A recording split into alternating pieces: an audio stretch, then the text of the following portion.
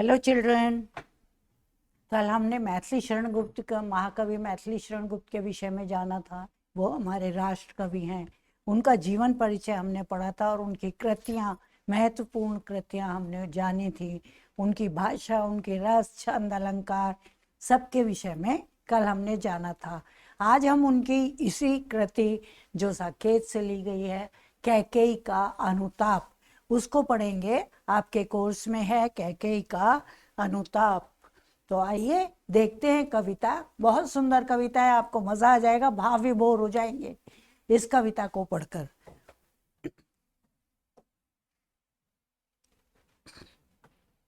कैकेयी का अनुताप। आपको मालूम है कैकेयी कौन थी? राजा दशरथ की पत्नी, सबसे प्रिय पत्नी, सबसे सुंदर पत्नी, सबसे छोटी पत्नी कैकेयी थी। लेकिन बेचारी अभिशाप मिल गया, कलंक मिल गया। एक कार्य के कारण उनको कलंक मिल गया, इतना बड़ा कलंक मिला। और उन्होंने जब राजा से, अपने पति से 2 व्रत मांगे थे। एक तो अपने पुत्र भरत का राज्य तिलक और दूसरा राम का, श्री राम का 14 वर्ष का वनवास। ये जब उन्होंने मांगा था दशरथ से, तो दशरथ ने उनसे लाख विनती की, उनके चरण पकड़े, उनसे कहा कि नहीं कैकेयी, ऐसा मत मांगो, तुम कुछ और मांग लो। मैं चलो भरत को राज तिलक भी कर दूंगा, उसको राज सिंहासन दे दूंगा, लेकिन मेरे प्रिय राम का वनवास मुझसे मत मांगो। लेकिन कैकेयी तो अपने व्रत, अपने वचन पे अडिग थी। उसको 2 वचन मिले थे। कभी दशरथ ने लड़ाई में, उन्होंने राजा दशरथ की सहायता की थी, तब उन्होंने उनसे राजा दशरथ ने उनसे कहा कुछ वचन मांगो। तब उन्होंने कहा था समय आने पर मांगूंगी। वो 2 वचन इस समय कैकेयी ने उनसे मांगे थे। रानी है, सबसे प्रिय हैं, अगर वो उनकी बात नहीं मानते हैं तो वो अपने प्राण जाए पर वचन न जाए, रघुकुल रीत सदा चली आई, ऐसा उन्होंने कहा है कि प्राण चले जाए लेकिन अपना वचन नहीं त्यागते। ऐसा रघुकुल की रीत है, हमेशा से ऐसा ही रहा है। तो यहाँ उन्होंने वचन दिया था तो उन्हें वचन का पालन करना ही था, इसलिए उन्होंने उस वचन का पालन किया और राम को अपने थकित, दुखित, व्यथित हृदय से कहा कि राम आपको वनवास जाना है। राम, श्री राम ने तो उसको एकदम समभाव से, प्यार भरे, आदर भरे भाव से उसको स्वीकार किया कि मेरे पिता की ये इच्छा है तो मैं ज़रूर वन जाऊंगा। और उन्होंने पिता को कहा कि दुख मानने का कोई यहाँ पर आवश्यकता नहीं है, मैं वन जाऊंगा। और वो प्रसन्नता पूर्वक खुशी खुशी वन गए। उनके साथ सीता भी गई, उनकी पत्नी, और उनके साथ उनके छोटे भाई लक्ष्मण भी गए। ये कहानी तो आपको सबको पता ही है। अब यहाँ जब ये सब वहाँ पहुँच गए हैं, भरत अपनी ननिहाल से लौट कर आते हैं और उन्हें अयोध्या का सारा हाल मालूम चलता है। उनको पता लगता है कि मेरे पिता की मृत्यु हो गई है। माँ कैकेयी इतने आराम से कह देती हैं कि पिता तुम्हारे स्वर्ग सिधार गए और तुम इस राज्य के राजा बन गए हो, तुम्हारा राज तिलक होना है। भरत तो ये सुन के जैसे उनके पैरों की धरती निकल गई, वो बहुत परेशान हो गए और उन्होंने गुरु के पास पहुंचे, गुरु वशिष्ठ के पास पहुंचे कि ये क्या है।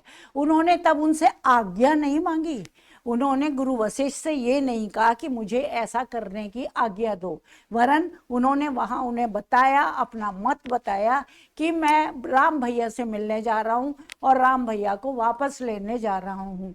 ये है भरत का चरित्र। भरत का चरित्र बहुत ऊंचा है और भरत ने बहुत कुछ ऐसा किया, ऐसा कहा कि सबके रोंगटे खड़े हो गए।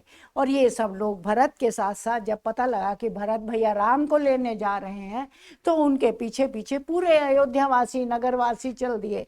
गए तो वो पहले भी थे, लेकिन वहां पर राम अंधेरे में सुबह सुबह प्रातः काल ही नदी पार करके चले गए थे। केवट से कहा था कि मुझे नदी पार जल्दी करा दो ताकि मेरे नगरवासी जाग ना जाएं और मैं चुपचाप यहाँ से चला जाऊं, वरना वो भी नदी पार करके उनके पीछे पीछे चले जाएंगे। तो ये अयोध्या वासियों को वहां से वापस आना पड़ा था। लेकिन आज अयोध्यावासी भरत के साथ सबके सब जाने के लिए तैयार हो गए थे और गुरु वशिष्ठ उनके साथ गए थे। और तीनों माताएं, माँ कौशल्या, माँ सुमित्रा, माँ कैकेयी, तीनों उनके साथ गई थीं। और जनक, राजा जनक राजा जनक और उनकी पत्नी सुनैना ये भी भरत जी के साथ गए थे। तो ये सारे के सारे पूरी अयोध्या जब भरत के साथ राम के पास पहुंची चित्रकूट में और वहां पर उन्होंने राम से मुलाकात की, ये उस समय का वर्णन है। कैकेयी का दुख, अनुताप, कष्ट, परेशानियां, उनका परेशानी, उनका दुख, उनके मन में क्या भाव हो रहे हैं, उनको इस चीज का एहसास हो गया है कि मैंने बहुत बड़ी गलती की है, और उनको इस चीज का भी एहसास हो गया है कि ये कार्य मुझे नहीं करना चाहिए था। पश्चाताप के आंसू उनके निरंतर बहते चले जा रहे हैं और वो यहाँ पर राम से बात करती हैं, भरत के साथ आई हैं और राम से क्या क्या बात करती हैं, राम और भरत भैया की क्या बातें होती हैं, ये सब हम इस कविता में पढ़ने वाले हैं। तो सबसे पहले क्या कहा, तदनंतर बैठी सभा उठज के आगे, नीले वितान के तले दीप बहु जागे, टकटकी लगाए नैन सुरों के थे वे, परिणाम उत्सुक भयातुरों के थे वे, उत्फुल्ल करौंदी कुंज वायु रह रह कर, करती थी सबको पुलक पूर्ण मह मह कर, वह चंद्र लोक था कहाँ चांदनी वैसी, प्रभु बोले गिरा गंभीर नीर निधि जैसी। इन पंक्तियों को पढ़ने से कुछ बात समझ में आ रही होगी धीरे धीरे, है ना। देखो क्या कहते हैं कवि कि तदनंतर, उसके बाद, किसके बाद, उनका स्वागत सत्कार करने के बाद, उनका जलपान व्यवस्था करने के बाद, उन अयोध्या वासियों का सब कुछ पूर्ण रूप से उनका स्वागत करने के बाद वो सभा उटज के आगे बैठी। उटज माने कुटी, झोंपड़ी।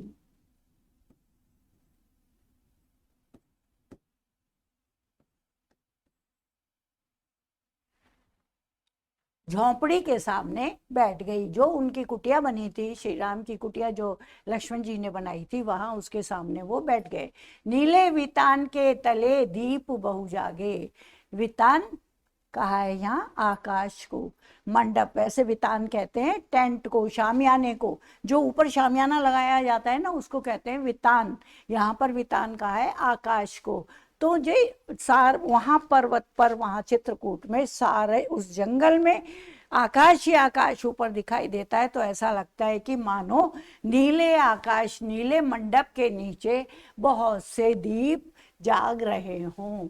दीप किसके लिए कहा गया है, तारों के लिए, बहुत से तारे जाग रहे हों। तारे जागकर उस सभा का निर्णय सुनने आए हैं। ऐसा प्रतीत होता है कि सभा में क्या हो रहा है उनको भी उत्सुकता है और वो जानने के लिए वहां जागकर बैठे हुए हैं। टकटकी लगाए नैन सुरों के थे वे, और सुर, सुर माने देवता,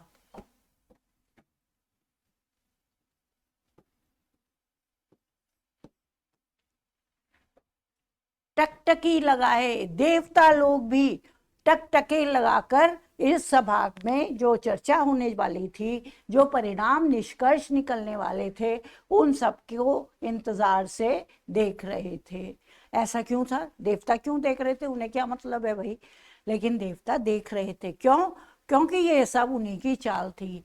क्योंकि उनको पता था कि रावण जो महाराक्षस है, उसका वध राम के अतिरिक्त और कोई नहीं कर सकता। इसीलिए विष्णु जी ने राम का अवतार लिया था और वो धरती पर आए थे, और यहाँ धरती पर आने के पश्चात महलों में रह रहे थे, फिर विश्वामित्र जी के आश्रम में चले गए थे पढ़ाई करने के लिए, अध्ययन करने के लिए। लेकिन उसके बाद जब राम वापस आए थे तो उन्होंने सरस्वती जी से प्रार्थना की थी कि इन्हें किसी प्रकार से वन में भिजवाया जाए।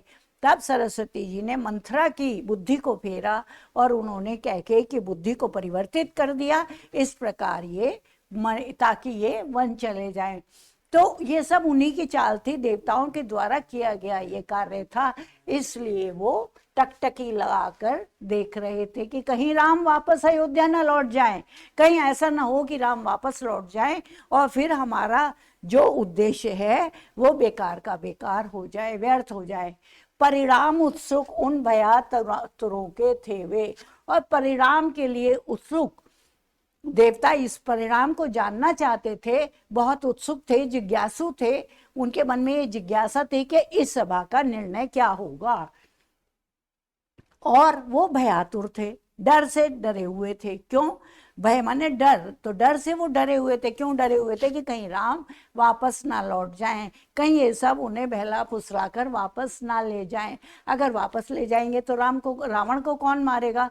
और रावण की वध नहीं हुआ, रावण की हत्या नहीं हुई, तो वो फिर हम सब देवताओं को, स्वर्गवासियों को, धरतीवासियों को, हर किसी को परेशान करेगा, उनका वध कर देता था वो। ये तो आपको पता ही है कि रावण के कितने अत्याचार थे, तो वो अत्याचार करेगा, इसलिए उन्हें इस बात का डर था, इसलिए वो परिणाम के लिए उत्सुक थे। उत्फुल्ल करौंदी कुंज वायु रह रह कर, और प्रसन्न चित, उत्फुल्ल का मतलब प्रसन्न, प्रसन्न होकर, और करौंदे से, करौंदे के कुंजों से, करौंदे की झाड़ियों में से वायु रह रहकर बह रही थी। वो वन है ना, तो वन में चारों तरफ करौंदे के छोटे छोटे पेड़ लगे हुए हैं, झाड़ियां लगी हुई हैं, और उनमें से चल चल कर वायु बहकर यहाँ तक आ रही है जहाँ राम की कुटी है। तो वहाँ पर क्या हुआ कि जब राम की कुटी, तो वो बहुत महक रही थी, बहुत सुंदर, बहुत शीतल मंद पवन हवा वहाँ पर चल रही थी, करती थी सबको पुलक पूर्ण मह महकर, और वो पूर्ण रूप से महका महका कर, काहे की सुगंध से महक आ रही थी? करौंदे की। वहां पर कोई चंपा चमेली के फूलों की महक नहीं थी, बल्कि करौंदों की महक थी, क्योंकि आश्रम था, वन था, जंगल था, और वहां पर करौंदे लगे हुए थे। तो करौंदों की महक से पुल महका महका कर वो सबको पुलकित कर रही थी, प्रसन्न कर रही थी। पुलकित का मतलब होता है इतने प्रसन्न हो जाना कि अपने हाथों के रोए भी खड़े हो जाएं। जब रोए खड़े हो जाते हैं तो उस अवस्था को कहते हैं पुलकना, पुलकित हो जाना। और ये किस अर्थ में आता है? प्रसन्न होने के अर्थ में। तो वो हवा उत्फुल्ल करौंदी कुंज वायु रह रह कर करती थी सबको पुलक पूर्ण मह कर, पूर्ण रूप से महकाकर वो सबको बहुत पुलकित कर रही थी। सब बड़े रोमांचित हो रहे थे वहां के वातावरण में बैठकर। वह चंद्रलोक था कहाँ चांदनी वैसी, वह चंद्रलोक के समान था। चंद्रमा की भीनी भीनी चांदनी भी वहां पड़ रही थी, तो ऐसा लगता था मानो साक्षात चंद्रलोक में आकर बैठ गए हों। लेकिन वहां वैसी चांदनी नहीं थी जैसी चंद्रलोक की होती है। प्रभु बोले गिरा गंभीर नीर निधि जैसी। तो प्रभु गिरा, गिरा माने वाणी, नया शब्द है आपके लिए।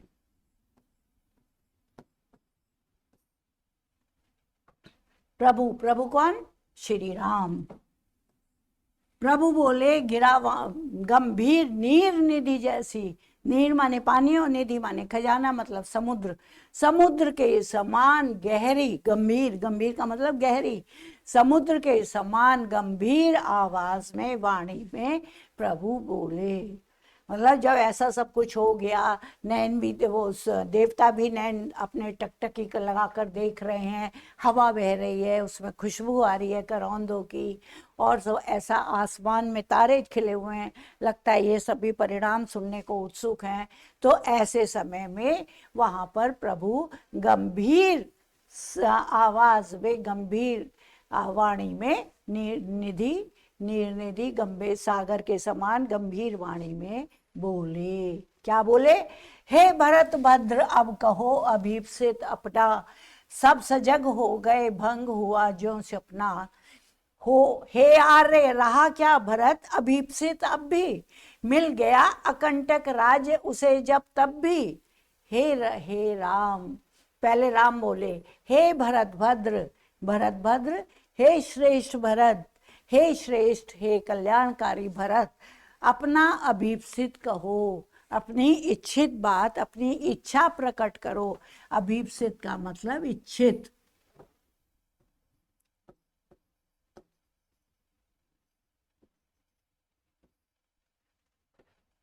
अपनी इच्छा कहो, अपनी इच्छित बात कहो। क्या कहो? जो भी तुम बात लेकर आए हो, यहाँ आए हो, किस लिए आए हो वो बताओ, और अपनी इच्छा बात बताओ। सब सजग हो गए भंग हुआ ज्यों सपना, मौन वातावरण था, सब शांत बैठे हुए थे, सब सुनने के लिए उत्सुक थे। तो सब इस समय सजग हो गए। जब गंभीर वाणी, प्रभु राम श्री राम की जब गंभीर वाणी इस प्रकार वातावरण में सुनाई दी कि हे भरतभद्र, अपनी इच्छा जाहिर करो, तब वहां पर सब लोग चौंक गए, सजग हो गए, और ऐसा लगा जैसे उनका सपना भंग हो गया। वो तो शांत वातावरण में मजे लेने लगे थे, वो तो खूब खुश हो रहे थे। वहाँ हाँ, ठंडी ठंडी हवा बह रही थी, करौंदों की खुशबू आ रही थी, तारे आकाश में खिले हुए थे। ऐसे वातावरण में वो सब बहुत खुश थे। तो उन्हें उनका सपना भंग हो गया, जो शांति थी वो भंग हो गई, और सब वो सब चौंक गए, सजग हो गए, चौंक गए, चौंक कर एकदम बैठ गए। हे आर्य, रहा क्या भरत अभीप्सित अब भी। राम के सामने भरत तो दुखी हैं, और दुखी होने, बहुत दुखी हैं, और वो दुखी होने के कारण कटाक्ष करते हैं। भरत राम से कहते हैं कि हे आर्य, आर्य आदर पूर्वक शब्द है, ये अपने से बड़ों के लिए आर्य शब्द का प्रयोग किया जाता है। हे आर्य, हे श्रेष्ठ राम, रहा क्या भरत अभीप्सित अब भी। क्या भरत के मन में अब भी कोई इच्छा रह गई है? क्या भरत के हृदय में अब भी कोई इच्छा जागृत है? जो आप पूछ रहे हैं कि तुम्हारे मन में इच्छा क्या है। मिल गया अकंटक राज उसे जब भी, तब भी, अगर उसे अकंटक राज, बिना कांटों वाला राज्य मिल गया, जिसके लिए उसे ना लड़ाई करनी पड़ी, ना कोई बात कहनी पड़ी, ना किसी युद्ध में लोगों को मारना पड़ा, और वो बिना अधिकार के उसको ये राज्य मिल गया, अकंटक राज्य, कांटों रहित।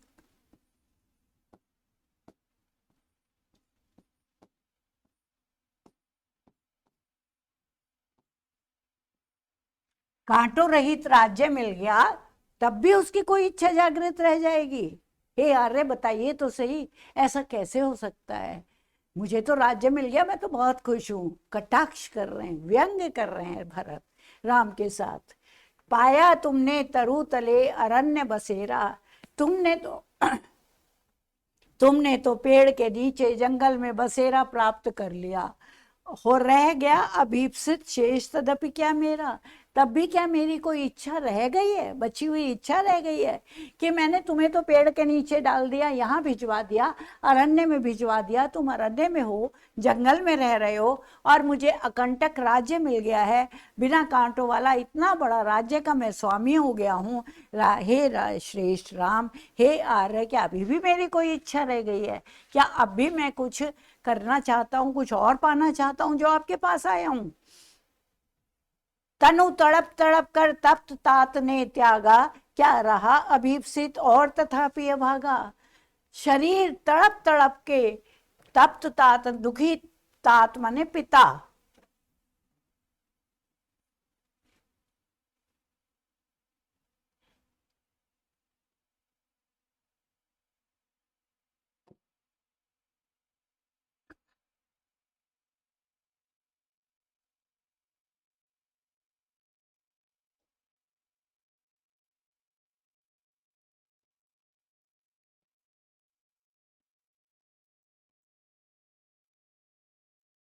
तनु शरीर,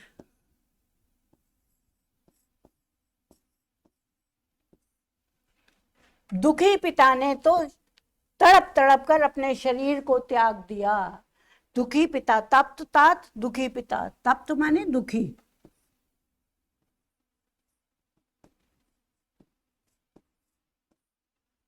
दुखी पिता ने तो तड़प तड़प कर अपने शरीर को त्याग दिया। क्या रहा अभीप्सित और तथापि अभागा, अभी भी क्या कोई इच्छा मेरे मन में रह गई है? इस अभागे के मन में अभी भी क्या कोई इच्छा रह गई है? क्या कोई बात रह गई है? अर्थात इतना बड़ा कष्ट आ गया, आपको वन मिल गया, आप पेड़ के नीचे आपने अपना बसेरा कर लिया, जंगल में आ गए, पिता ने दुखी पिता ने तड़प तड़प कर अपने प्राण त्याग दिए, अब भी मेरे मन में कोई इच्छा रह गई है? बहुत दुखी है भरत। हाँ, इसी अयश के हेतु जनन था मेरा, इसी अयश के लिए। यह एक तो होता है सुयश, एक होता है यश, यश कीर्ति, कीर्ति प्राप्त कर ली, एक होता है सुयश और बहुत अच्छी कीर्ति प्राप्त हो गई, और एक होता है अयश, जिस कीर्ति में दाग लग जाए, जो कलंक हो जाए, वो है अयश। तो इसी अयश के हेतु जनन था मेरा। क्या मेरा जन्म इसी कलंक को प्राप्त करने के लिए हुआ है? क्या मैं इसीलिए जन्म लिया है मैंने कि मैं इस कलंक को प्राप्त करूं? निज जनी ही के हाथ हनन था मेरा, अपनी माता के ही हाथों मेरा हनन हो गया, मेरे चरित्र का हनन हो गया। हनन का मतलब खत्म कर देना, मार देना। तो मेरे चरित्र का हनन मेरी अपनी ही माता के द्वारा हो गया। हे आर्य, हे राम, बताओ अब भी मेरी क्या इच्छा रह सकती है? अब कौन अभीप्सित और आर्य वह किसका? अब किसका क्या अभीप्सित है, क्या रह जाएगा? अब कौन है मेरा? संसार नष्ट है, भ्रष्ट हुआ घर जिसका। जिसका घर भ्रष्ट हो गया, जिसका घर समाप्त हो गया, उसका तो सारा संसार ही समाप्त हो गया। और मैं उन अभागों में से एक हूँ। अब बताओ मेरे पास रह क्या गया है? मेरे बड़े भाई, मेरे आर्य, मेरे आदर्श जंगल में आ गए। मेरे पिता दुखी होकर उन्होंने अपना शरीर त्याग दिया। इससे ज़्यादा और कष्ट मेरे लिए क्या हो सकता है? और आप कहते हैं कि मेरी इच्छा क्या है? अभी क्या मेरी और इच्छा बची है जिसको मैं पूर्ण कर सकूं? मुझसे मैंने ही आज स्वयं मुंह फेरा, हे आर्य बता दो तुम्ही अभीप्सित मेरा। हे राजन, मुझसे पहले हे राम, हे मेरे बड़े भाई, आज मैंने ही अपने अपने से अपने मुख को मोड़ लिया है। जो मैं अपने को समझता था वैसा मैं कुछ भी नहीं हूँ, और मैंने अपने आप को अपने से ही मुंह फेर लिया है। आर्य तुम ही बता दो कि मेरी इच्छा क्या है। हे आर्य, हे राम, तुम ही मुझे बता दो कि मेरा अभीप्सित क्या है। प्रभु ने भाई को पकड़ हृदय पर खींचा, रोदन जल से सविनोद उन्हें फिर सींचा। राम को उनके ऊपर इतनी दया, इतना प्रेम आया कि उन्होंने उसे पकड़कर, अपने हाथों से पकड़कर अपने हृदय से लगा लिया, अपने हृदय पर खींच लिया, और अपने आंसुओं से, अश्रुओं से, अपने नैनों के अश्रुओं से उसे भिगो दिया। अर्थात श्री राम भी रोने लगे और भरत भी रोने लगे। उसके आशय की था मिलेगी किसको, जनकर जननी ही जान न पाई जिसको। अब ये स्वर आया माता कैकेयी का इस वातावरण में, जब भरत को राम ने खींचकर अपने गले से लगा लिया और दोनों एक दूसरे को भाव विह्वल होकर दोनों रोने लगे और अपने आंसुओं से एक दूसरे को सींचने लगे। ऐसे समय में उनकी माँ बोली, उसके आशय की था मिलेगी किसको, उसके आशय की गहराई किसको मिलेगी।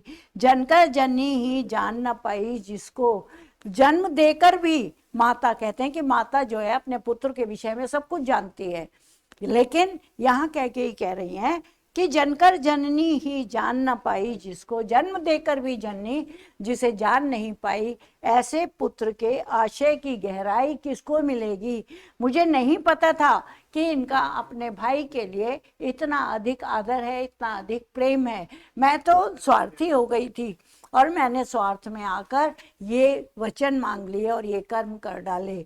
तो जनकर जननी ही, भरत की माँ ही भरत को जन्म देकर उसको नहीं जान सकी। यह सच है तो अब लौट चलो तुम घर को, चौंके सब सुनकर अटल कैकेयी स्वर को।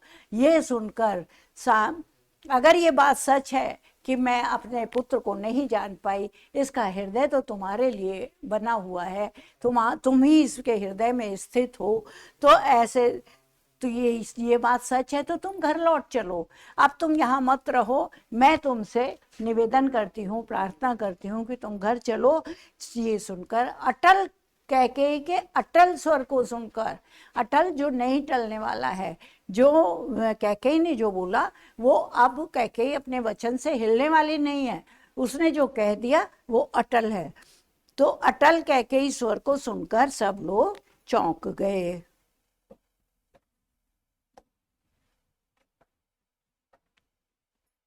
सबने रानी की ओर अचानक देखा, वैधव्य तुषारा व्रता यथा विधुलेखा। जब रानी बोली, कैकेयी बोली, तो सब अचानक चौंक कर उधर की ओर देखने लगे जिधर कैकेयी बैठी हुई थी। वो तो नेचुरल है ही, प्राकृतिक रूप से सब उधर ही देखेंगे जिधर कोई बोल रहा है, तो ऐसे ही उन्होंने सबने देखा। कैसी दिख रही थी उस समय कैकेयी? वैधव्य तुषारावृता, वैधव्य के बर्फ से ढकी हुई, सफेद कपड़ों में सिमटी हुई, लिपटी हुई, श्वेत वस्त्रावृता।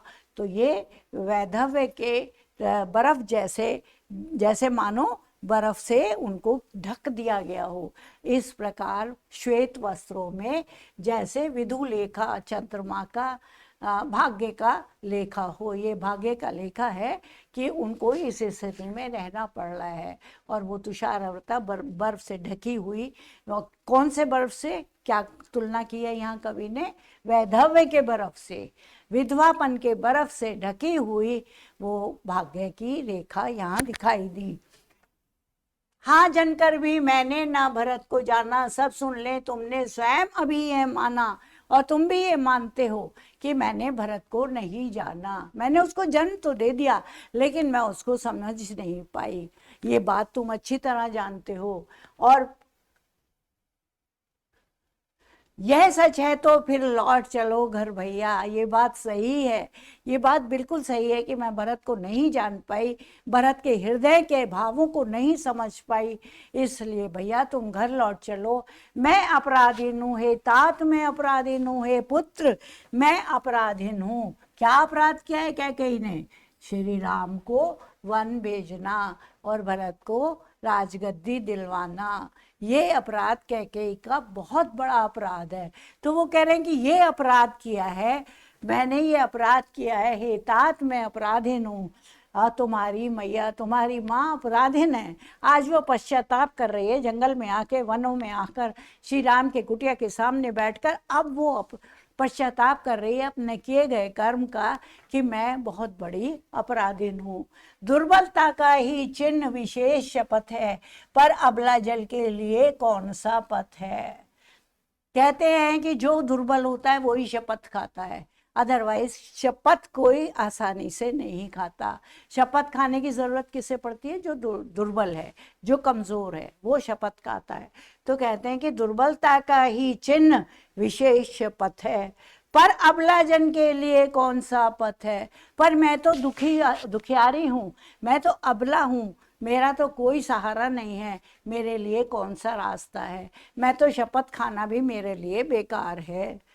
यदि मैं उकसाई गई भरत से हूँ, अगर मैं भरत के द्वारा उकसाई गई हूँ, भरत ने मुझसे कहा हो कि तुम मुझे राज्य चाहिए, या भरत ने मुझसे कहा हो कि भैया राम को वनवास भेज दो, तो पति समान ही स्वयं पुत्र भी खोऊं।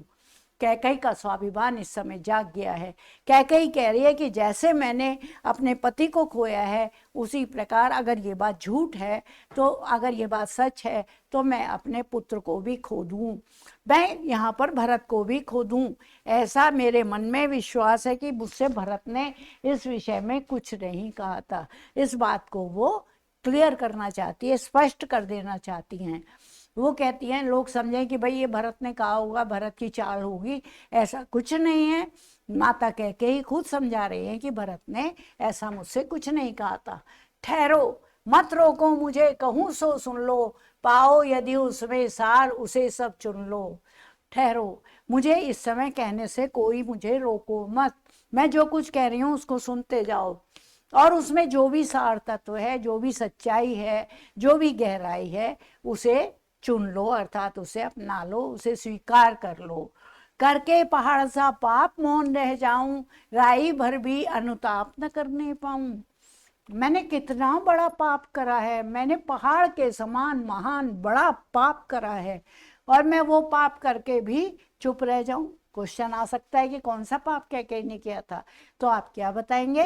कैकेयी ने राम को 14 वर्ष वन में भेजने का और अपने पुत्र भरत को राजगद्दी दिलवाने का जो वचन अपने पति राजा दशरथ से मांगा था, वो सबसे बड़ा पाप था। राई भर भी अनुताप न करने पाऊं, उसके लिए क्या मैं राई के बराबर, राई क्या होता है? छोटा सा दाना, जैसे सरसों छोटी होती है, आपने अपने घर की रसोई में वहाँ पाक गृह पे देखा होगा कि जैसे जीरा होता है, जीरे के पास ही तुम्हें रखी मिल जाएगी राई की शीशी, उसमें राई होती है, छोटे छोटे गोल गोल दाने होते हैं, कि कहाँ तो पहाड़ जैसा विशाल पाप, और कहाँ राई के दाने जैसा छोटा सा उसके लिए पश्चाताप भी क्या मैं नहीं कर सकती? क्या मेरा इतना भी अधिकार नहीं है कि मैं उसके लिए छोटा सा पश्चाताप कर दूं? थी स नक्षत्र शशि निशा ओस टपकाती, रोती थी नीरव सभा हृदय थपकाती। ऐसे वातावरण में ये शशि निशा, चंद्रमा की रात्रि, जहाँ चंद्रमा भी विराजमान है, ऐसी रात्रि स नक्षत्र, नक्षत्रों के साथ जहाँ तारे जगमगा रहे हैं, तारे चमक रहे हैं, ऐसे स नक्षत्र तारों वाली रात्रि, और शशि निशा चंद्रमा वाली रात्रि। ओस टपका रही है, ओस की बूंदें टपक रही हैं। जब थोड़ी थोड़ी ठंड पड़ने लगती है तो ऊपर से ओस टपकती है और वो फूल पत्तियों पर पड़ती हुई बूंदों के समान लगती है। वो बूंदें दिखाई देती हैं और लगता है कि जैसे वो किसी के आंसू टपक रहे हैं। तो यहाँ पर उसी का वर्णन किया है गुप्त जी ने। मैथिली शरण गुप्त की गहराई देखो विचारों की, कितनी गहराई है उनकी बातों में। वो कह रहे हैं कि ये नक्षत्र और ये शशि निशा, ये चंद्रमा की रात्रि, ये ओस टपकाती है तो ऐसा लगता है मानो साक्षात रात्रि भी रो रही है। ऐसे वातावरण में रात्रि भी रो रही है। रोती थी नीरव सभा हृदय थपकाती, और सबके हृदय को विचलित करने वाली, सबके हृदय को दुखित कर देने वाली ये सभा भी इस समय रो रही थी, शांत बैठी हुई थी। शांत बैठी हुई सभा भी रो रही थी। सबके नेत्रों से अश्रु झराझर झर रहे थे। क्यों? क्योंकि वातावरण ही ऐसा हो गया था। भरत का पश्चाताप था, कैकेयी का पश्चाताप था, इसलिए उन्हें देखकर सब रोने लगे थे। उल्का सी रानी दिशा दीप्त करती थी, सब में भय विस्मय और खेद भरती थी। रानी, उल्का पिंड होता है ना, क्या कहते हैं उसे, क्या कहते हैं? धूमकेतु, पुच्छल तारा, धूमकेतु कहते हैं ना। वो धूमकेतु ऐसे ऐसे ही होता है। उल्का, उल्का भी आके कभी कभी धरती पर गिर जाते हैं।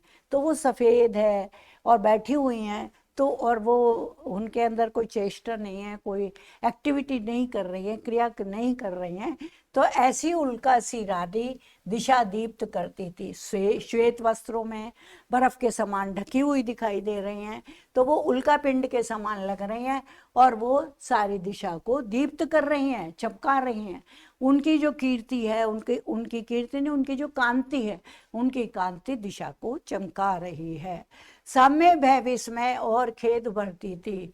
वहां बैठे हुए प्रत्येक व्यक्ति में वो डर, वो आश्चर्य और दुख भर रही थी। कैसे? अपने वचनों से, अपनी बातों से, अपने पश्चाताप से, अपने आंसुओं से वो कहती हैं कि वो सबके अंदर डर, आश्चर्य और दुख भर रही थी। उनकी बातों को सुनकर हर व्यक्ति दुखी हो रहा था, हर व्यक्ति रो रहा था। और वो उल्का पिंड के समान एक श्वेत वस्त्र में बैठी हुई रानी पूरी दिशा को जैसे दीप्त कर रही थी। क्या कर सकती थी? मरी मंथरा दासी, मेरा ही मन रह सकाना निज विश्वासी। अब मंथरा का दोष कहा जाता है कि मंथरा ने तो, जो इनकी दासी थी और जो वहां से आई थी, इनके मायके से, इनके पिता के घर से आई थी, वो मंथरा दासी पूरे समय कैकेयी का ध्यान रखती थी। और उन्होंने ही कैकेयी के मन में ये भाव डाला था कि तुम्हारा पुत्र तो राजा बन नहीं रहा, राम राजा बन रहे। तो इस प्रकार के भाव पहले इन्होंने बहुत डांटा, क्योंकि राम को बहुत प्यार करती थी, और इन्होंने बहुत डांटा था अपनी दासी को, मंथरा को, कि ऐसी बात मुंह से मत निकालना। लेकिन वो तो सरस्वती जी मंथरा की बुद्धि में बैठी हुई थी।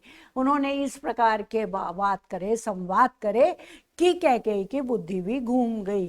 तो उसी बात को वो कह रही थी कि ये कैकेयी की बुद्धि ही नहीं थी, क्या कर सकती थी? मरी मंथरा का मतलब जैसे कह देते ना कभी कभी बोलचाल की भाषा में कि अरे वो मरी आ गई थी, एक गाली के भाव में। वही भाव यहाँ पर दिखाई दे रहा है कि मरी मंथरा दासी यहाँ क्या कर सकती थी? मेरा ही मन रह सका ना निज विश्वासी, मेरा अपना मन ही मेरे अपना विश्वास नहीं कर सका। मुझे इस बात का विश्वास हो जाना चाहिए था कि राजा जो कर रहे हैं उसमें बिल्कुल कोई कमी नहीं है, कोई गलती नहीं है। रानी कौशल्या के पुत्र राम अगर राम बन रहे हैं तो ये सही बात है, इस बात का विश्वास मुझे होना चाहिए था। लेकिन मेरा मन डोल गया, डामाडोल हो गया, मेरा विश्वास हिल गया। जल पंजरगत अब अरे अधीर अभागे, अरे पिंजरे में गए हुए पक्षी के समान अरे अधीर और अभागे मन, वे ज्वलित भाव थे स्वयं मुझी में जागे। वो जलते हुए भाव, वो जलन की भाव, वो ईर्ष्या के भाव मेरे मन में स्वयं ही जाग गए थे। पर था केवल क्या ज्वलित भाव ही मन में, क्या मेरे मन में वो ईर्ष्या के भाव ही जागृत हो रहे थे? क्या शेष बचा था कुछ और ना इस जन्म में? और इस मेरे अंदर, इस जन्म के अंदर जन्मते मनुष्य, तो मेरे अपने अंदर कोई और भाव नहीं बचे। मेरे अंदर ईर्ष्या के भाव इतने ज्यादा आ गए, जलन के भाव इतने ज्यादा आ गए कि मुझे कुछ और दिखाई नहीं दे रहा था, कुछ और समझ में नहीं आ रहा था। इसीलिए मैं राजा दशरथ के पीछे पड़ गई कि नहीं, मेरे वचन पूरे करो। तो वो अब उन्हें पश्चाताप हो रहा है इस बात का, वहां आके अरण्य में आके। तो वो कह रहे हैं क्या शेष बचा था कुछ ना और इस जन्म में? कोई और भाव, कृपा का भाव, वात्सल्य का भाव, माता का भाव, कोई भी भाव, प्रेम का भाव, कोई भी भाव मेरे मन में नहीं आ रहा था। बस मुझे यही लग रहा था कि ये राजा बन जाएगा, और ये ज्वलनशील भाव मेरे मन में आ रहे थे। कुछ मूल्य नहीं वात्सल्य मात्र क्या तेरा, और हे वात्सल्य रस, वात्सल्य मतलब माँ का पुत्र के प्रति प्रेम, उसका कोई मूल्य नहीं रह गया था। वो मेरे मन में जागृत ही नहीं हो रहे थे उस समय। जिस राम को मैं इतना प्यार करती थी, जिस राम के लिए मैं बेचैन हो जाती थी, जिस राम को भोजन कराए बगैर मैं कुछ स्वयं नहीं पाती थी, वो आज राम का वात्सल्य भाव, उसके लिए वात्सल्य भाव कुछ मेरे मन में जागृत नहीं हो रहा था। पर आज अन्य सा हुआ वत्स भी मेरा, तो मैंने राम को तो दूसरा बना ही दिया था, आज मेरा अपना पुत्र भी मेरे लिए दूसरा हो गया है। अन्य सा, दूसरे के समान, जैसे किसी दूसरे का पुत्र हो, ऐसा हो गया है। क्यों? क्योंकि वो भी मेरे मन की बात को नहीं जान रहा है, और मैं उसका हृदय नहीं समझ पाई। मैं कितनी कठोर हृदय हूँ, मेरे सारे भाव मर गए, और मैं अपने पुत्र को नहीं समझ पाई, अपने राम को नहीं समझ पाई। थूके मुझ पर त्रैलोक के भले ही थूके, जो कोई जो कह सके कहे क्यों चूके। ये पूरा त्रैलोक के तीनों लोक, पृथ्वी लोक, पाताल लोक, स्वर्ग लोक, ये तीनों लोक मेरे ऊपर थूकें, मेरी निंदा करें, मुझे बुरा भला कहें, लेकिन जो कोई जो कुछ कह सके वो कहे, क्यों चूके। आखिर वो क्यों क्यों ना कहे? जब मैंने अपराध किया है तो मुझे दोष लगेगा, मैंने ऐसा किया, इस बात का मुझे दोष लगेगा ही। छीने ना मात्र पद किंतु भरत का मुझसे, लेकिन कोई मुझसे मेरे भरत का मात्र पद, जो मैं उसकी माँ हूँ, उसको ना छीने। मैं जानती हूँ कि भरत मेरे विपरीत है, मेरे भावों के विपरीत है, मेरे साथ नहीं है, लेकिन फिर भी उसको मैंने जन्म दिया है, तो इस बात को वो कोई मुझसे उसका छीने नहीं। मैं उसकी माता हूँ और मैं उसकी माता रहूंगी, इस भाव को कोई ना छीने। हे राम दुहाई करूं और क्या तुझसे। हे राम, अपने राम से कहती हैं, हे राम, इसके अलावा मैं तुझसे क्या मांगूं और मैं तुमसे क्या कहूं। मेरे लिए तो यही है कि मेरा भरत मेरा पुत्र बना रहे और तुम वापस लौट चलो। कहते आते थे यही अभी नरदेही, माता न कुमाता पुत्र कुपुत्र भले ही। अब तक लोग यही कहते आए, नरदेही, जिन्होंने नर का देह धारण कर रखा है, मनुष्य का शरीर धारण किया हुआ है, अर्थात सारे लोग, सारे मनुष्य ये कहते आए हैं, ये कहते रहे थे कि माता न कुमाता पुत्र कुपुत्र भले ही, कि माता कभी कुमाता नहीं होती, पुत्र भले ही कुपुत्र हो जाए। पुत्र अपनी माता के लिए गलत से गलत कार्य कर लेता है, उसका हत्या भी कर देता है। आजकल तो देखो कितना खराब जमाना है, पुत्र माता को किस किस प्रकार से दंड भी दे देता है। लेकिन पहले कहा, लेकिन माता कभी कुमाता, बुरी माता नहीं होती, ये एक प्रसिद्ध कहावत है। लेकिन अब कहें सभी ये हाय विरुद्ध विधाता, हे पुत्र पुत्र ही रहे कुमाता माता। लेकिन अब सभी लोग ये कहते हैं कि विधाता भी विरुद्ध हो गए, इस कहावत के विरुद्ध हो गए, ईश्वर भी इस कहावत के विरुद्ध हो गए कि क्या है, पुत्र पुत्र ही, पुत्र तो पुत्र ही रहा, पुत्र तो पुत्र जैसा ही है, लेकिन माता कुमाता हो गई, उल्टा हो गया, माता बुरी माता बन गई और पुत्र सहृदय हो गया, ऐसा उल्टा हो गया। विरुद्ध विधाता, विधाता भी विरुद्ध हो गए, भगवान भी विरुद्ध हो गए और मेरे साथ ऐसा हो गया।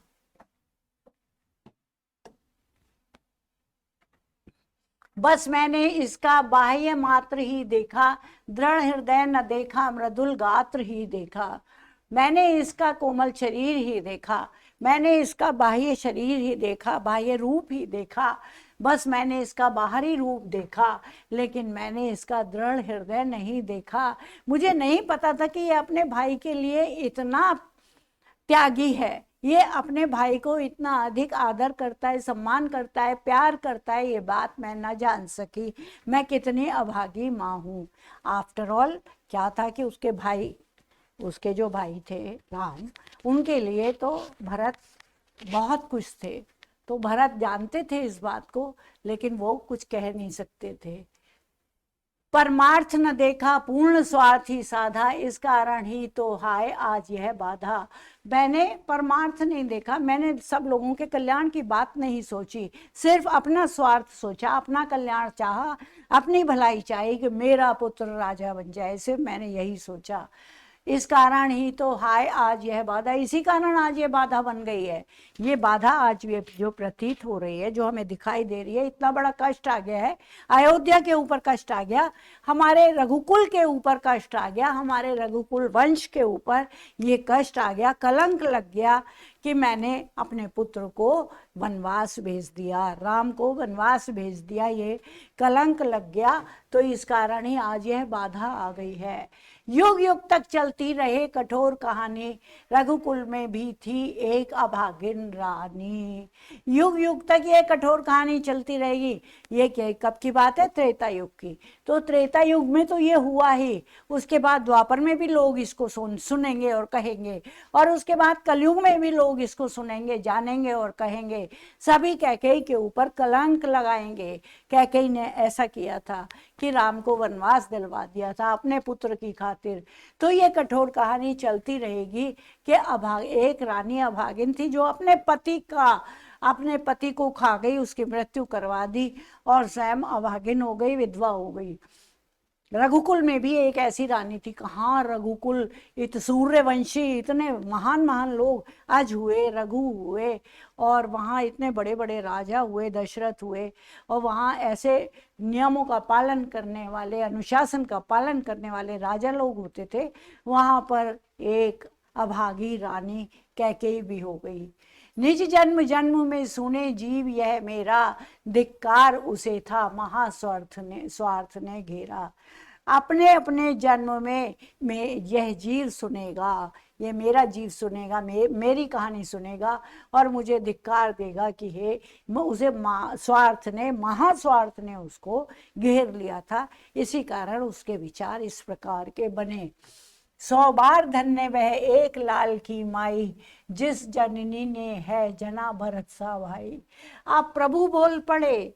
बात कैकेयी कर रही थी, कैकेयी की बात अभी समाप्त हुई कि प्रभु ने बोला, श्री राम बोल पड़े। क्या बोले? 100 बार धन्य वह एक लाल की माई, जिसने एक ही पुत्र को जन्म दिया, भरत को जन्म दिया, वो माँ 100 बार धन्य है। ये राम की महानता, ये है राम का आदर्श, ये है राम की मर्यादा। क्या कि सबको दिखाई दे रहा है कि कैकेयी ने इतने पाप किए हैं, लेकिन ये क्या कहती हैं, राम क्या कहते हैं कि वो माँ तो धन्य है जिसने भरत जैसे भाई को जन्म दिया है। जिस जननी ने जना भरत सा भाई, जिसने भरत जैसे भाई को जन्म दिया है, जन्म दिया है।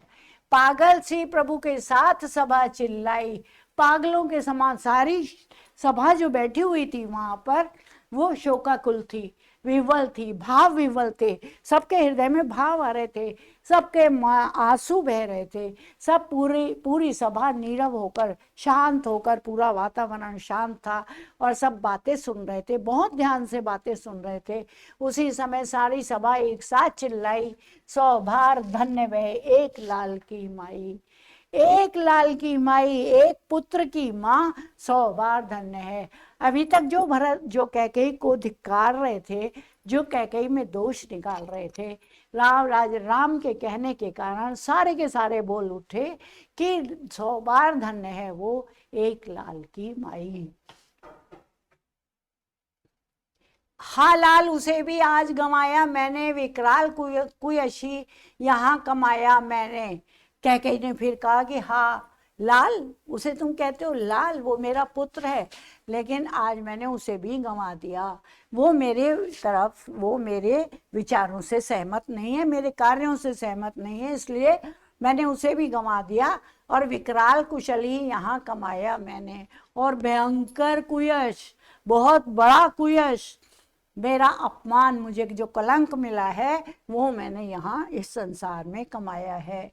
निज स्वर्ग उसी पर वार दिया था मैंने, जो मेरा स्वर्ग था, जो मेरी अयोध्या थी, जो मैं रानी थी, जो मैं राज किया करती थी, वो जो मैं अपने पति के साथ रहती थी, वो सारा स्वर्ग मैंने उसी पर वार दिया था, उसी के लिए था।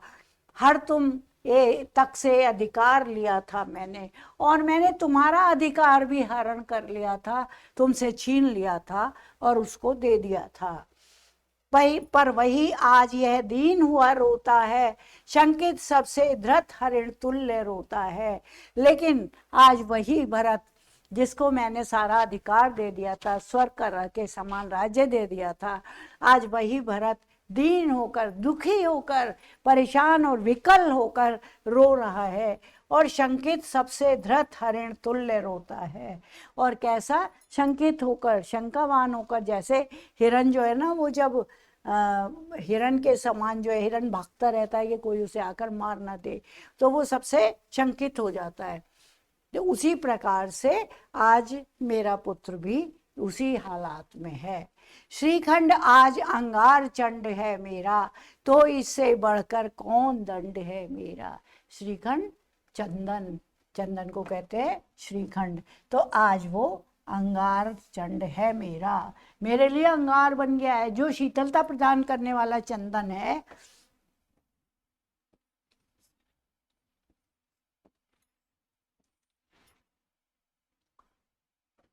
श्रीखंड जो शीतलता प्रदान करने वाला चंदन है, वो आज अंगार चंड बन गया है मेरा। मुझे अंगारे के समान लग रहा है, तो इससे बढ़कर बताओ मेरा और क्या दंड हो सकता है, इससे बढ़कर मुझे और क्या दंड मिल सकता है। सबसे बड़ा दंड मेरे लिए यही है। पटके मैंने पद पाड़ी मोह के नद में, जन क्या क्या करते नहीं स्वप्न में मद में। हाँ दंड कौन क्या उसे डरूंगी अब भी, पर मेरा विचार कुछ दया पूर्ण हो तब भी। हाँ दया हंत वह घृणा, आह वह करुणा, वह तरनी सी है आज जानवी वर्णा। सह सकती हूँ चिर नरक सुने सुविचारी, पर मुझे स्वर्ग की दया दंड से भारी। पटके मैंने पद पाणी, कहाँ है हम यहाँ पर, पटके मैंने पद पाणी, पद माने पैर, पाणी माने हाथ।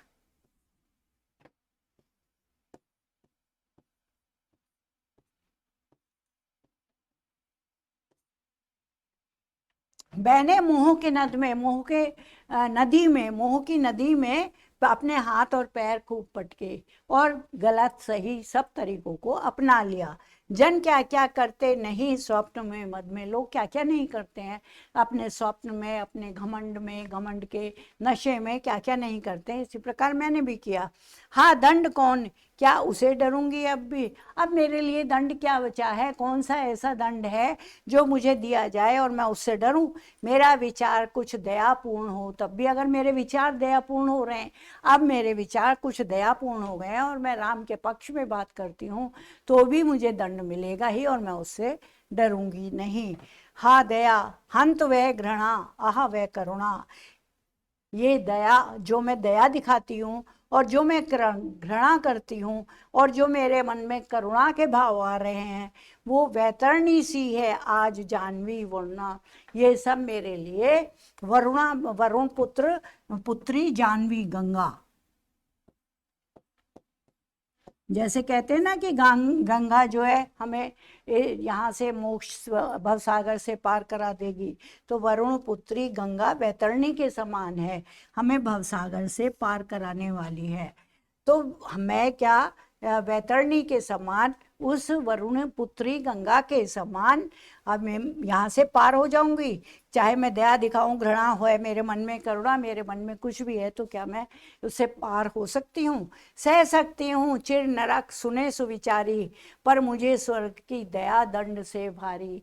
मुझे कितना भी कष्ट मिल जाए, मुझे कितना बड़ा से बड़ा दंड मिल जाए, मुझे नरक मिल जाए, सविचारी लोग, सुविचारी लोग सुनो, मुझे स्वर्ग की मुझे वो मंजूर है, मुझे स्वीकार है नरक, लेकिन मुझे स्वर्ग की दया स्वीकार नहीं है, वो मेरे लिए मेरे दंड से भी भारी है। लेकर अपना यह कुलिश कठोर कलेजा, मैंने इसके ही लिए तुम्हें वन भेजा। मैंने अपना कुलिश कठोर, बहुत कठोर कलेजा जो पापों से भरा हुआ है, वो कलेजा लेकर मैंने तुम्हें वन भेज दिया। किस लिए? अपने पुत्र को राज्य कराने के लिए, अपने पुत्र के लिए। घर चलो इसी के लिए न रूठो अब यूं, कुछ और कहूँ तो उसे सुनेंगे सब क्यों। अब कुछ और मैं नहीं कहूँगी, क्योंकि मैं कहूँगी तो ये सब लोग सुनेंगे, उससे क्या फ़ायदा है। चलो तुम घर, और अब रूठो मत और घर चलो, वापस घर चलो। तो कह के यहाँ पर राम से बार बार ये अनुग्रह कर रहे हैं, ये कह रहे हैं, विनय कर रहे हैं, प्रार्थना कर रहे हैं कि तुम वापस लौट चलो। मेरा दंड तो है ही, मैंने जो अपराध किया है उसका दंड तो मुझे मिलेगा ही, चाहे वो नरक से भी बड़ा हो, मुझे स्वीकार है। लेकिन अगर तुम मुझे स्वर्ग जैसा ही दया दोगे तो वो मेरे लिए बहुत भारी हो जाएगी, दंड से भी भारी हो जाएगी, मुझे वो नहीं चाहिए। मुझको यह प्यारा और इसे तुम प्यारे, मेरे दुगने प्रिय रहो ना मुझसे न्यारे। मुझे भरत प्यारा है, मेरा पुत्र है, मुझे बहुत प्यारा है, और भरत को तुम प्यारे हो, मेरे पुत्र प्रिय के हो, तुम प्रिय हो, तो इस प्रकार तुम मेरे दुगने प्रिय हो गए। प्रिय के प्रिय हो गए तो तुम मेरे दुगने प्रिय हो गए। रहो ना मुझसे न्यारे, इसलिए मुझसे अलग मत रहो कि मैं वहाँ रहूँ अयोध्या में और तुम यहाँ अरण्य में रहो, मुझसे अलग मत रहो, क्योंकि तुम मेरे डबल प्रिय हो गए हो। मैं इसे न जानूं किंतु जानते हो तुम, अपने से पहले इसे मानते हो तुम। मैं भरत को नहीं जान पाई, मैं अपने पुत्र को नहीं जान पाई, लेकिन तुम इसे जानते हो और तुम अपने से पहले इसे मानते हो। तुम भ्राताओं का प्रेम परस्पर जैसा, यदि वह सब पर यों प्रकट हुआ है वैसा। तुम दोनों भाइयों का प्रेम तो ये ऐसा प्रेम है, आपस का प्रेम ऐसा प्रेम है जैसा वो सबके ऊपर आज प्रकट हुआ है। राम को भरत बहुत प्रिय हैं, बहुत प्रिय हैं, और वो भरत को बिल्कुल भी दुखी नहीं देख सकते हैं। तुम्हें याद होगा कि जब हनुमान उनसे मिले थे, तब उन्होंने हनुमान जी से वहाँ कहा था कि तुम मुझे भरत के समान प्रिय हो, लक्ष्मण से के समान प्रिय नहीं बोला, जबकि लक्ष्मण उनके साथ ही थे, तब भी उन्होंने यही कहा था कि हे हनुमान तुम मुझे भरत के समान प्रिय हो। वही बात वो भी कह रहे हैं कि तुम्हें तो भरत बहुत पहले से तुम इसे जानते हो और इसे मानते हो, अपने से अधिक मानते हो। तुम भाइयों का प्रेम तो सब पर प्रकट होता है कि किस प्रकार का प्रेम है। तो पाप दोष भी पुण्य दोष है मेरा, मैं रहूं पंखिला पद्म कोश है मेरा। तो ये जो मेरा पाप दोष है, जो मैंने पाप किया है, ये जो पाप है, ये भी मेरा पुण्य बन जाएगा, पुण्य दोष बन जाएगा। क्यों? क्योंकि मैं देखती हूँ कि तुम दोनों अलग नहीं रह सकते हो। मैं रहूं पंकिला, मैं तो कीचड़ में गिर गई, मैंने तो पाप करा, दोष करा, मैं कीचड़ में गिर गई। पंकिला का मतलब कीचड़ युक्त, मैं तो पंख में गिरी हुई हूँ, दोष युक्त हूँ, कीचड़ रूपी दोष में डूबी हुई हूँ। पद्म कोश है मेरा, लेकिन ये मेरा कमल का खजाना है। कौन? भरत, ये मेरा कमल का खजाना है। पद्म माने कमल, आगत ज्ञानी जन उच्च भाल ले लेकर समझावे तुमको अतुल युक्तियां देकर। मेरे तो एक अधीर हृदय है बेटा, उसने फिर तुमको आज भुजा पर भेंटा। आगत ज्ञानी जन, जो आगे ज्ञानी जन आए हैं, उच्च भाल ले लेकर, अपना ऊंचा सिर ले लेकर, अपना ऊंचा माथा ले लेकर समझावें तुमको, और तुम्हें बहुत प्रकार से अनेक युक्तियां दे देकर, अनेक बातें बता बता कर समझाएंगे कि अब तुम लौट चलो, वापस चलो। पर मेरा तो एक ही बेटा है, हे प्रिय, हे बेटा, तुम जिस फिर उसको, उसने फिर तुमको आज भुजा भर भेटा, और उसने तुम्हें आज अपनी भुजाओं में कस के जकड़ लिया है, तुम्हारा आलिंगन किया है और तुमसे भेंट की है। उसने अपना प्रेम तुम्हारे ऊपर प्रकट किया और तुमने अपना प्रेम उसके ऊपर प्रकट किया है। इस प्रकार से तुम्हारा प्रेम अतुलनीय है और इसलिए तुम वापस अयोध्या लौट चलो। ये है भाव विवल कर देने वाली कविता। क्या नाम है इसका? कैकेयी का अनुताप। कहाँ से ली गई है? साकेत से। साकेत से ली गई कविता है। बहुत बड़ा उपन्यास है, वो प्रबंध काव्य लिखा है मैथिली शरण गुप्त ने, साकेत। उस साकेत की ये कुछ पंक्तियां हैं, उसका अंश है कैकेयी का अनुताप, जो आपको पसंद आया होगा। ओके, अब बाकी गीत हम फिर करेंगे। आज के लिए इतना ही।